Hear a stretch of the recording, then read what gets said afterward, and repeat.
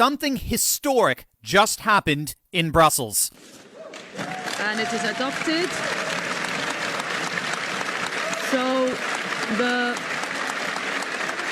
Okay.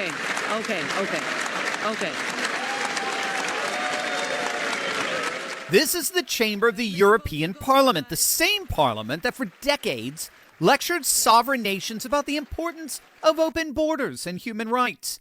And just literally days ago, it voted to begin mass deportations throughout the continent, Trump style. The same institution that called Europe's patriots far-right extremists, the same institution that labeled concerns over mass migration racist, the same institution that's been punishing nations like Hungary and Poland for refusing to open up their borders, that institution just voted by a huge margin to do exactly what those patriot leaders have been demanding for years. And the left is having a complete and total meltdown. But there's something even bigger happening beneath the surface of this story.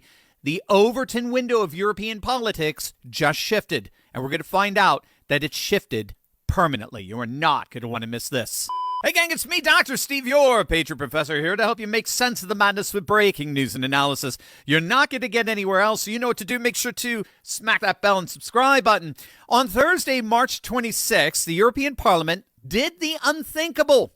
They voted 389 to 206 to approve what's being called the Returns Regulation, a sweeping new legal framework designed to massively accelerate the deportation of illegal migrants from the European Union. This was not a narrow squeaker. This was not some procedural side vote. This was a full plenary vote in the Parliament of the European Union, and the so-called far right won decisively. The vote clears the way for formal trilogue negotiations with the European Council on a new binding legal standard for migrant removals across all 27 EU member states. And the political coalition that made it happen was something Brussels bureaucrats swore never, ever to allow.